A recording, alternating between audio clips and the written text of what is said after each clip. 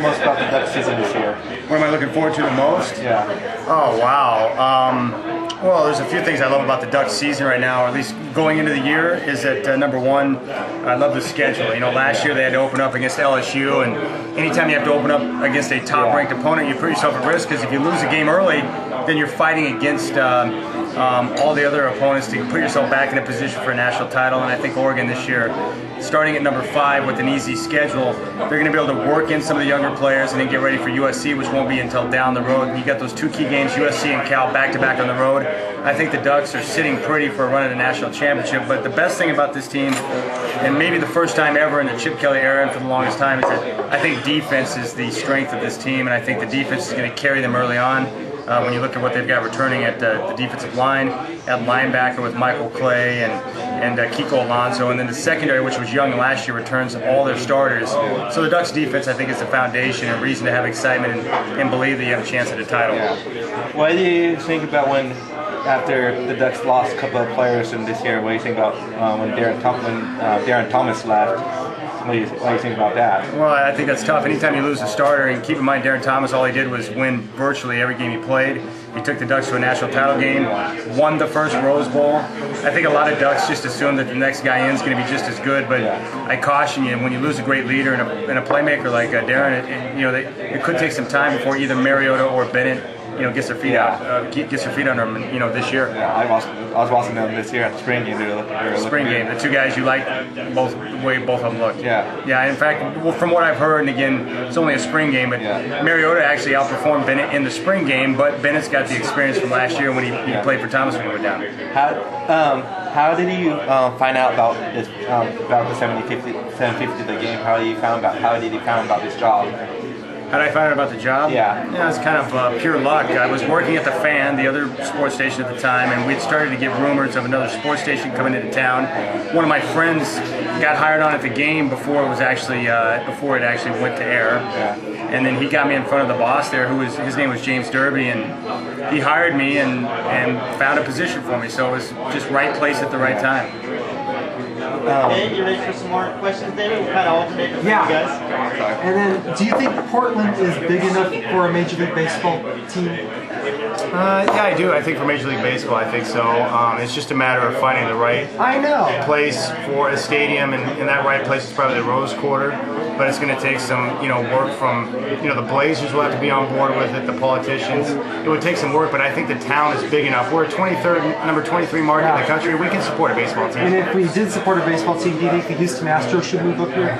It'd be called the River City Knights, and they'd be black and white as their colors. That's not a bad idea. Yeah, National League team. And then, I think it should be where the horse track is. Tear that down. Oh, Portland Meadows? Yeah. Well, that's nice, but I know the general manager out of Portland Meadows, so he would tell you that he would like to keep the track. But I think the best place for it is to tear down the Memorial Coliseum and put a new ballpark right there where the Coliseum is. I think that'd be perfect. And that's where that's where the parade starts. The parade begins. Yes, exactly. And so, if you look around the other cities in the country, a lot of the stadiums and stuff are set up to where they're a destination point. But here in Portland, we've got the Rose Garden, and the Rose Court is pretty much dead. But if they had a baseball stadium where you would attract people in, you'd have different restaurants and stuff, you can make it a destination point, and I think that would work much better. Make that a deal. And also, do you think baseball should go to countries like Great Britain, Ireland, Kenya, Egypt? Make it a global sport? Libya. Well, it is a global sport, but... I'm kind of a nationalist. I like our sports to stay within our borders. So, call me evil, but I would much rather see football stay within our borders, baseball. American football is different than baseball because in other countries, soccer is called football. That's true, yeah. And, I think that it's good for other people to get exposure to our leagues. But, for instance, like lately we've been playing, regular season games over in Europe, in London during the course of the season. I think it takes a lot out of the teams to have to travel over there and travel back. So I prefer to keep the games here in States. If you want to play a preseason game overseas or take it elsewhere, that's fine. But, regular season games, I think, it's the advantage for the team to be able to play in their home stadium. So I keep them here. Jordan, you ready for some more questions? Yeah. I think Marcus Alves will be coming back this year and getting ready to play it again. Marcus who? Marcus Alves. Oh, LaMarcus Aldridge? I think he'll be back playing. He'll be back. He's based on what I've heard from his hip surgery, everything was just fine, or turned out just fine. So we expect LaMarcus back at 100%, and they really need him because he's one of their go-to guys on the team. And the question is with LaMarcus is that they don't have a starting center right now. You got Myers Leonard, who's a youngster. You got J.J. Hickson, but they need big bodies. The question is, do you play LaMarcus at the 5 and start Hickson at the 4, or do you start a rookie in Leonard and then move LaMarcus to the 4? That's what you have to wait to see to find out. But I expect LaMarcus to have a big year and be very productive. Are you looking forward for the Seahawks season this year? For the NFL, for the Seahawks looking this year? Well, I think they got a chance to win the division. Obviously it's a weaker division with the Rams, and we know the Niners are really good, but they're going to be right there and be competitive. The key right now is just figuring out who's going to be the quarterback. Yeah. They went out and they signed Matt Flynn to a 2-year deal, got him from Green Bay. They gave him some guaranteed money, but he has yet to really establish himself as a starter.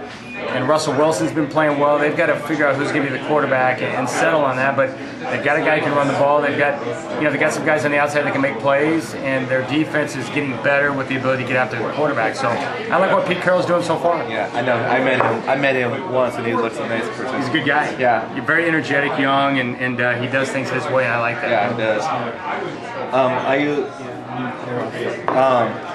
Are you looking how you about NFL the Colts Andrew Luck?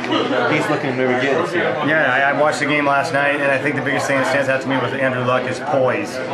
When he's back in the pocket, he's focused, he's calm, he understands the game. His dad was a coach. He's very accurate. He's got all the tools. It's just a matter of time until he becomes a star. Yeah. And for the because now Peyton Manning for the Denver Broncos, and he's looking really good this year too. Yeah, I think so. I had a chance to meet Eric Decker. He was in town a couple of months ago, the Broncos wide receiver, and he said that you just look at all the little things that Peyton does when it comes to preparation and working with his teammates and his work habits and how precise he is with running routes and making sure he's accurate. I mean, the Broncos paid big money for Manning, but it's going to pay off because he's the ultimate franchise guy, a great leader, great player. I mean, it's a no-brainer. And he's had 11 straight years of 4,000 or more yards passing. I would expect more of the same. And look at his brother Eli too. He's going to probably. And they push each other too. Eli's got more championships than Manning than Peyton does. So the younger brother's pushing the older brother, which makes it kind of fun. Yeah. And David, I know you had some questions about what it was like to be a sportscaster and prepare for his job and things like that. And now, have you ever been on TV before? I have been, on Comcast Sportsnet, for Talking Ball, and I've done a couple of quick hits on like Fox 12, but nothing more than that. I've got a face for radio. That's why they don't let me on TV. Now, and then, do you think that LaMarcus Aldridge will go off in the Olympics? He wants to, and if he's healthy, in 2016, I would expect him to make a run at it. And I would like that because it'd be fun to have a Blazer on the Olympics and be able to follow them along and root for them. As you know, the irony of that is that the Blazers that we have had went to the Olympics, like Rudy Fernandez for Team Spain, Patty Mills for Team Australia. Yeah, and it's hard to root for those teams. So, it was better back in '92 when we had Drexler. I know. On the Dream Team, that was nice. Yeah, so, two thumbs up. Because you get to cheer for Team USA, but you got a local interest in a Blazer, which is nice to be able to root for. Yeah, that's good. Yep. And then, do you think Portland will get a pro hockey team? No, I don't think Paul Allen will ever let that happen. No. Because the problem is that they got one facility, the Rose Garden. They'd have to share space with a hockey team, and I just don't think Paul wants to bring in another franchise. I know that would compete with the entertainment dollar here in town because it's a smaller town. And the biggest issue is just the corporate dollars. Where are you going to get the corporate sponsorship from if you bring in a hockey team? Because the Blazers, they pretty much have cornered the market on that. So that's a real difficult, idea of bringing in a hockey team because you got to have agreement from Paul Allen. I just don't think he's going to give it up. Yeah. But I do think that the town can support hockey. I think the only place in the Pacific West that has pro hockey teams is California. Right now, yeah, but Seattle wants a piece. They would like one. We know that California, obviously, they've got hockey down there. So I just don't think Paul will allow it to happen. LA, San Jose, Anaheim. Yeah. You got him down? Yeah. And now, yeah. And do you think he'll be on FM radio? Who, me? Yeah. FM radio? I don't know. I mean, it just depends on what the station decides to do. We were on FM, and then they moved us to AM, but... That's right, I remember you were on FM. Yeah, we were on FM to start, and they moved us to AM, so it's just a matter of, you know, I mean, those are decisions that are out of my control, so I just go where they tell me to go, but, you know, obviously we're always looking to expand, and if we can add an FM frequency, we'll definitely do that. Well, nice talking to you. Anytime. Did you get all the questions out? Leaving here, so that's standard line. You asked good questions. That's good. Someday in the future, I can maybe give you a tour of what the studio looks like. Or something. Anytime. Yeah, you can bring you and whoever else wants to come down. I'm always welcome to give the nickel tour of the station for sure. Where's the studio located at in Portland? Downtown, it's in the Pac West Center, which is across from the Bank Tower, 1211 Southwest 5th on the 6th floor. So anytime you want to come by, you're always welcome. Thank you. Yeah. We think how Kenan Bonner will do this. Kenan Bonner's looking this year. Well, the key with him, I mean, he's looking great, and he's got game-breaking ability. So he's got 2,000-yard capability. The question to him will be healthy. Can he stay healthy? Because no LaMichael James, so that means he's going to give me more carries. And they don't really have a legitimate backup behind him, so he's just got to stay healthy, and if he does, he'll put up huge numbers. Yeah, I met Kenan Bonner, and then I met LaMichael, and How'd you like Kenyon when you met him? He was nice. Seemed very good kid, very awesome person to meet, and he's we babysat his dog for him when he went home back to California. Well, that's good. He had a pit bull, so. Oh, a pit bull? Yeah. You took care of that? Uh-huh. Oh, I wouldn't do that. I'm scared of pit bulls, but this must be a good one. Yeah, he was a good one. And I met. Did you feed it beaver? You didn't? No. I figured you caught some beaver and fed the dog. We do have beaver dams out of our creek and stuff, but I met Lawson Tune. I saw him playing this weekend for the Seahawks against Denver. Yeah, and I have my sister's dating a football player that used to play for the Ducks, named Brandon Williams, number 87. Yeah. He's applying for his apartment right now, so. Well, that's excellent. Yeah, so he stayed at our house, and he played football, and he got hooked me up with Bo and Josh Cadew, and Josh Cadew's looking good. Oh, Josh Cadew's looking great. He's with the Dolphins? Yeah, he's with the Dolphins this year. Yeah, he's a very physical guy, NFL body. Yeah. He's a good guy. And I was looking at because all the Lakers got new players now, like Steve Nash is playing for the Lakers. Dwight Howard. Dwight Howard's playing for the Lakers. What do you think about that? What do you think of how the Lakers are going to look? I kind of like Kobe Bryant's my favorite player too. Oh, you love Kobe? Uh-huh. They're going to be great. Yeah, so you have nothing to worry about. I mean, Steve Nash, Dwight Howard, Pau Gasol, and Kobe. Yeah. What else do you need? Well, my aunt's very good at it. So when I got to see the Heat play, I never got to see LeBron James play before, and when I got to LeBron James, I was like, he's a beast. He is a beast. Literally one of the most impressive physical players I've ever seen on the basketball floor. And look at him when he played for Team USA, he was really good, and that Kobe Bryant was looking really good too. Yeah, they both did. Yeah, in fact, I know that Kobe's not going to play in the Olympics again, but I read this morning where LeBron said that he's going to be 31 at the time, but he's planning on playing in the 2016 games. Yeah, and I heard that the United States basketball team, they were good this year. Yeah, and of course they have to find a new coach. Coach K is going to shut it down too, so they'll have a new coach and no Kobe. Yeah, and then I found out that where the next Winter Olympic sports is going to be in 2014. It's going to be in Wessa, and so that's when their Olympic sports are. Where's the next summer games going to be like? Is it Rio? Rio. I think 2016. Yeah, and I know Wessa, the Winter Olympic sports is going to be in Wessa. Yeah. When you felt Michael Phelps, what do you think when he did what you would think about Michael Phelps swimming this year in the Olympics and how you think he did.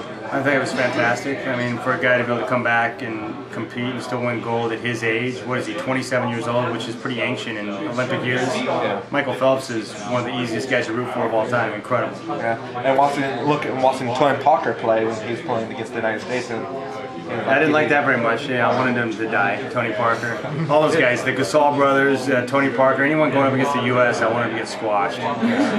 Especially Manu Ginobili, he annoys me quite a bit because Argentina was hanging in there towards the end. They were tough. So yeah. Like Nick Batum, weird to see a Blazer playing for France. For France, and then like all of us players, and they switched switched Brandon Roy to Minnesota. Yeah. And then Greg Oden was the agent somewhere, and he's. That's gonna be the weird thing is watching Brandon Roy come back to the Rose Garden this year as a Timberwolf. That's not gonna be very enjoyable. He's gonna be playing with Kevin Love, and I got to meet Kevin Love. He's a good guy too. Okay, let's go back to David here, Jordan. Okay. You got more for me? Yes. You ready? All right. What are your strengths and weaknesses? Mine? Yeah.